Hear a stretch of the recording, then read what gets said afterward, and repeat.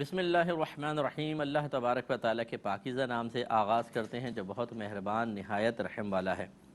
درس بخاری کا سلسلہ کتاب الاعتکاف تک پہنچا تھا اور پچھلے پروگرام میں ہم نے اس سے موضوع سے متعلق آخری حدیث عرض کی تھی 2046 نمبر۔ اب یہ تقریباً نماز کا اعتکاف وغیرہ کا بیان تمام ہوا اور رمضان کا باب تھا وہ پورا تمام ہو گیا۔ اب انشاءاللہ کتاب البیوع کا آغاز ہوگا۔ ہم بارہا وضاحت کر چکے ہیں کہ کتاب مسائل کے ایک مجموعے کا نام ہوتا ہے جس میں ایک موضوع سے متعلق مختلف نوع کی چیزیں جمع ہوتی ہیں، جسے ہم کہیں کتاب الصلاۃ، تو صلاۃ نماز کو کہتے ہیں، تو نماز سے متعلقہ تمام چیزیں اس میں جمع ہوں گی۔ اس میں مطلب طہارت بھی بعض اوقات اس کو شامل کر لیتے ہیں، ورنہ نماز کی شرائط ہیں، فرائض ہیں، واجبات ہیں اور نماز کی سنن وغیرہ ہیں، ان سب کو کتاب کہیں گے، کتاب الصلاۃ۔ پھر ان میں سے جب علیحدہ علیحدہ ایک چیز کو لے لیتے ہیں، نماز کے فرائض کا بیان، نماز کی شرائط کا بیان، نماز کی سنتوں کا بیان، تو ان کو عنوان دیتے ہیں فصل کا، فصل، یعنی فصل فی الفرائض، یعنی فرائض کے بارے میں فصل، اس طرح۔ تو اب یہاں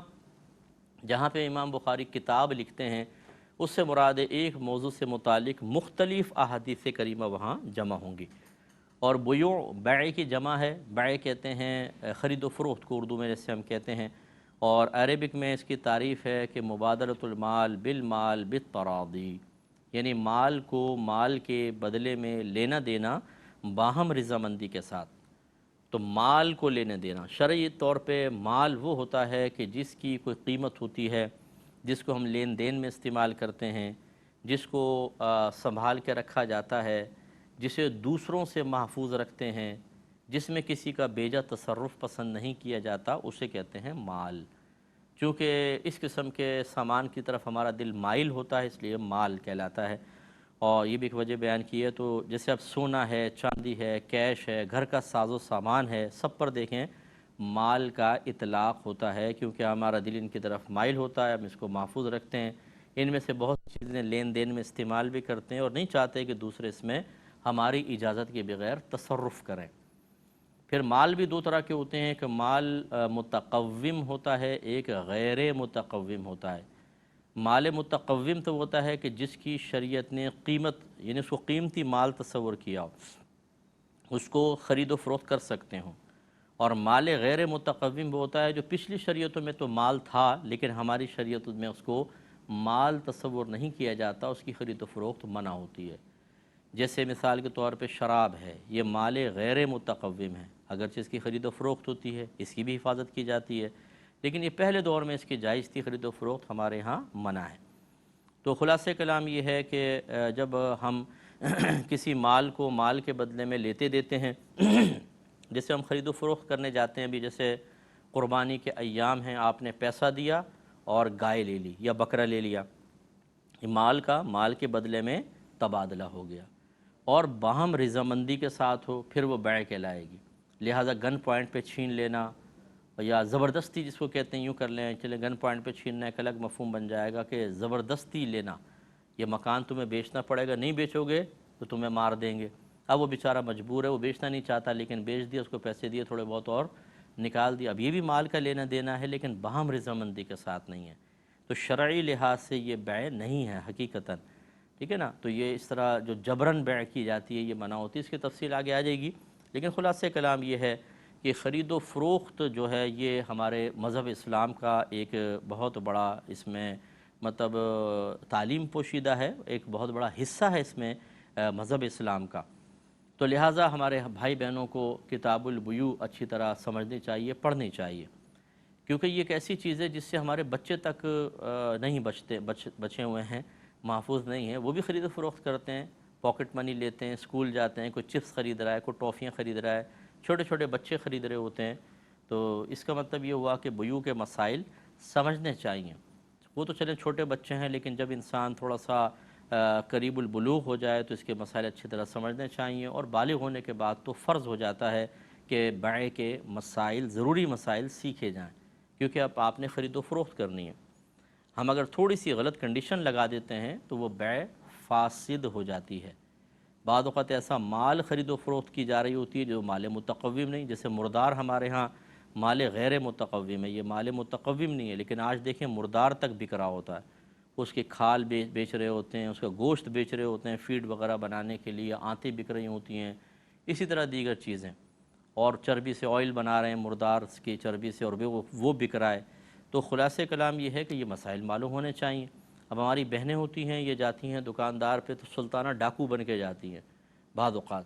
اور جا کے زبردست یہ دو ہمیں، یہ دو، وہ کہتا رہ جاتا ہے کہ نہیں یہ مجھے اتنے کی نہیں پڑی، میں نہیں دوں گا، بس یہ لو پیسے اور اٹھا کے چلنی۔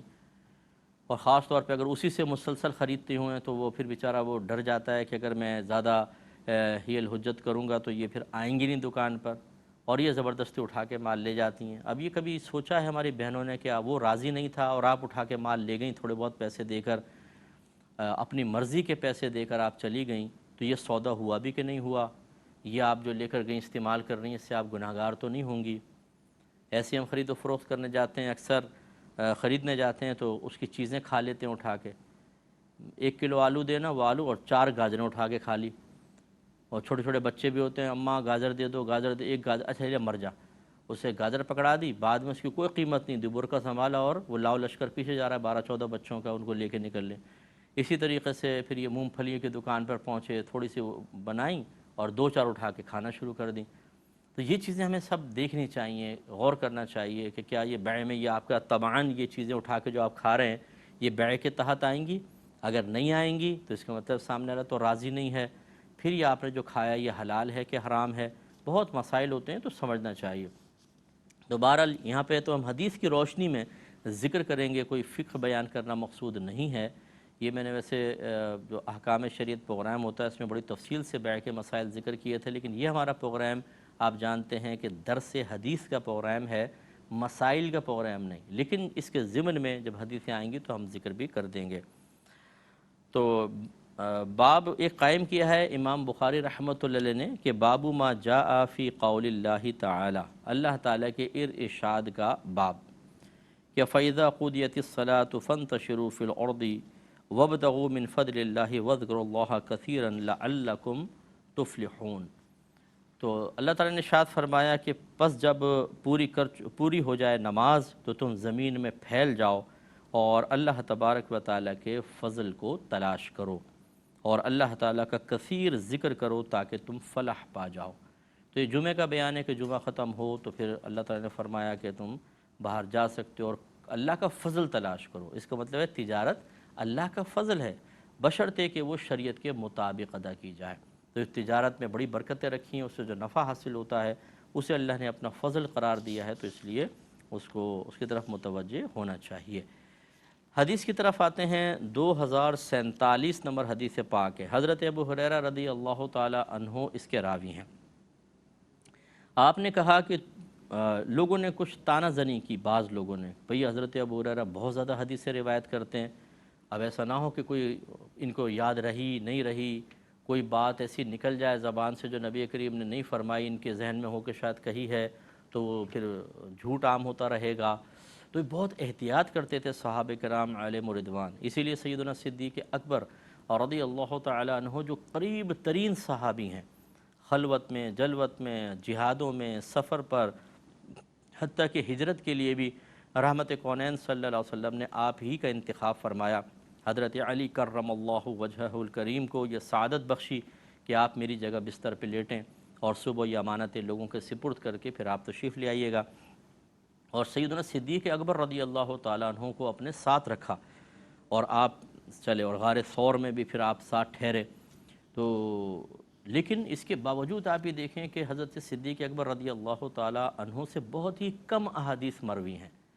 یعنی آپ نے بہت ہی کم لوگوں کو بتایا کہ نبی کریم نے کیا کیا فرمایا، اور اس کی وجہ کیا تھی؟ خوف خدا،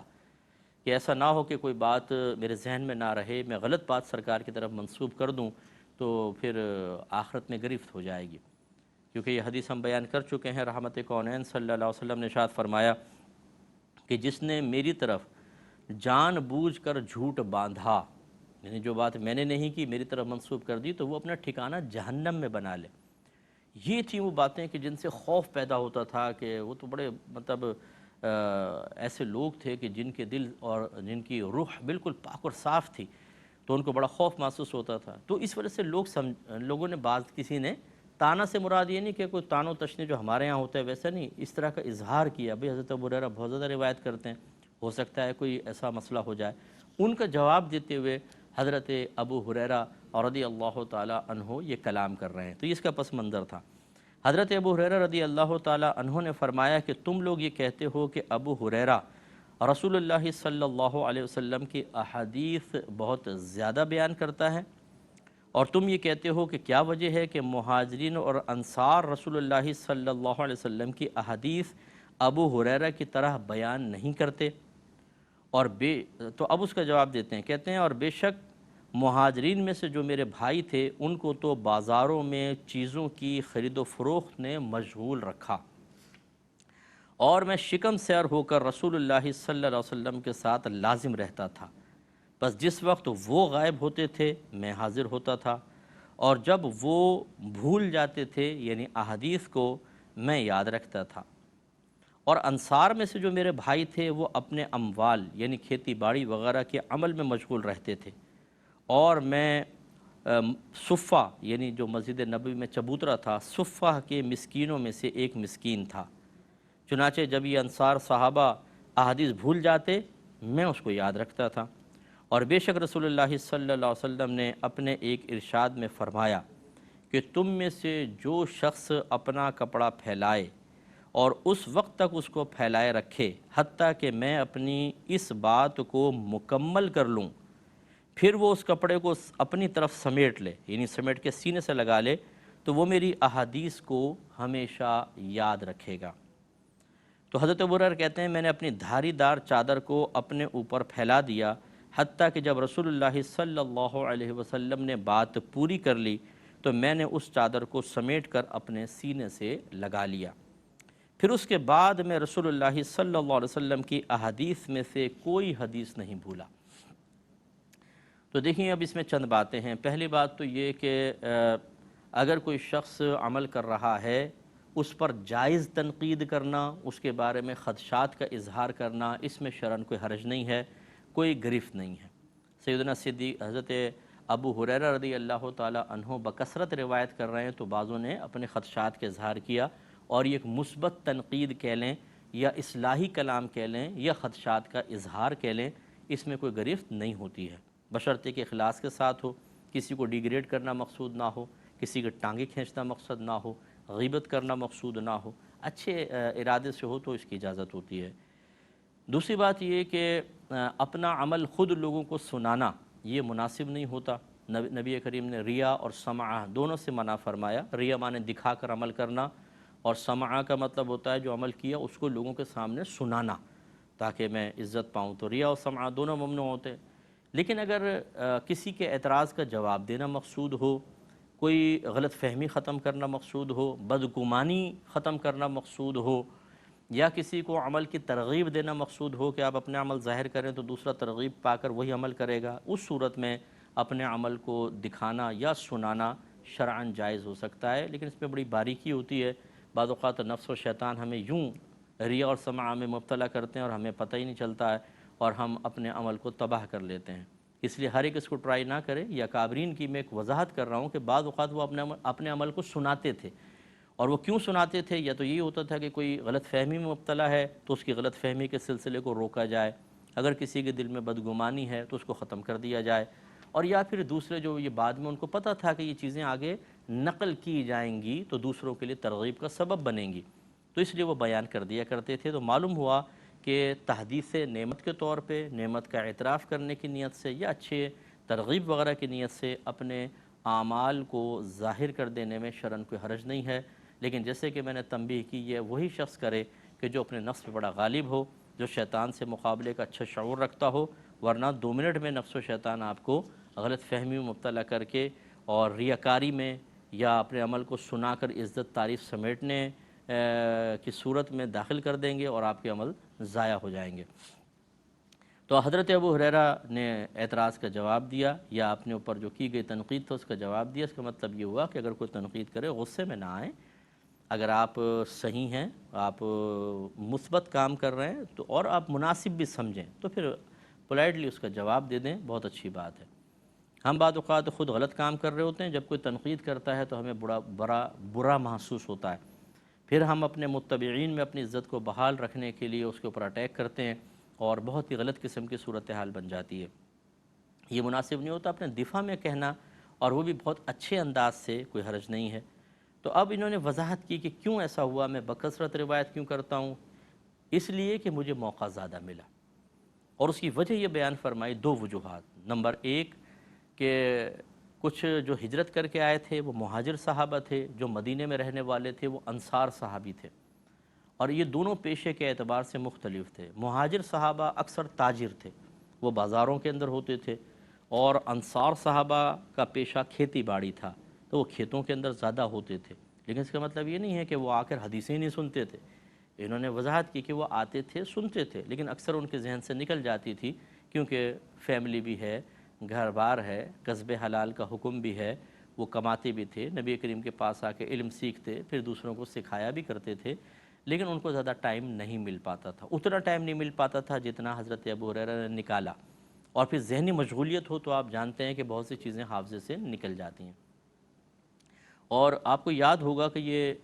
حضرت ابو ہریرہ یہ روایت بیان کر رہے ہیں، آخر میں اس کا آیا ہے حصہ، لیکن ایک روایت میں جو ہم پیچھے پڑھ چکے اس میں خود حضرت ابو ہریرہ نے سرکار کی خدمت میں عرض کی تھی، یا رسول اللہ میں اکثر آپ کی حدیثیں سنتا ہوں اور بھول جاتا ہوں۔ اس پہ سرکار نے وہی چادر بچھوائی اور پھر کچھ اس طرح 3 دفعہ کیا، اور فرمایا ابو ہریرہ اس کو اپنے سینے سے لگا لو، آپ نے سمیٹ کے سینے سے لگا لیا، پھر خود کہتے ہیں کہ اس کے بعد میں کوئی چیز نہیں بھولا۔ تو اس کا مطلب یہ ہوا کہ وہ انصار اور مہاجر صحابہ بازاروں میں مشغول ہیں، اور یہ مشغولیت بعض اوقات بہت سی چیزیں ذہن سے نکال دیا کرتی تھی، جبکہ آپ اکثر سرکار کے ساتھ ہوتے تھے، اور اکثر سرکار کی صحبت میں، اور پھر سرکار کا خصوصی کرم کے حافظہ قوی دے دیا گیا، تو پھر آپ وہ چیزیں یاد کر لیا کرتے تھے۔ تو یہ بتا رہے ہیں کہ میں اصحاب صفہ کے ساتھ ہوتا تھا، وہ مشغول ہوتے تھے، میں سنتا تھا، اور یہ ایک تو وجہ یہ بیان کی کہ میں مستقل یہاں رہتا تھا، کسب معاش وغیرہ نہیں تھا، تو میں سرکار سے سنتا۔ دوسرا وہی سرکار نے کرم فرمایا تو آپ کا حافظہ قوی ہو گیا، اور حدیثیں آپ کو یاد ہو جایا کرتی تھیں۔ یہ وجہ بیان کی کہ، اور ایک اور روایت پہلے گزر چکی ہے اگر آپ کو یاد ہو، کہ اللہ تعالیٰ نے علم چھپانے کی پر وعید بیان فرمائی، وہ اگرچہ یہود کے لیے تھی، لیکن حضرت ابو ہریرہ کہتے ہیں اگر یہ 2 آیات نہ ہوتی تو میں پھر حدیثیں بیان نہیں کرتا۔ مجھے خوف یہ تھا، یہ خوف ہے کہ اگر میں کچھ حدیثیں بیان نہیں کروں گا تو بروز قیامت اللہ تبارک و تعالیٰ میری گرفت فرمائے گا، اس لیے بکثرت حضرت ابو ہریرہ رضی اللہ تعالیٰ عنہ نے روایت فرمائی ہے، اور بہت زیادہ حدیثیں آپ سے مروی ہیں۔ تو خلاصہ کلام یہ ہے کہ اس سے یہ معلوم ہوا کہ تجارت کرنا، کھیتی باڑی کرنا، جس کو ہم بعض اوقات کہتے ہیں، کوئی تاجر ہوتا ہے نا کہ یار آج کل کیا کرو، بس یار ہم تو دنیا دار آدمی ہیں،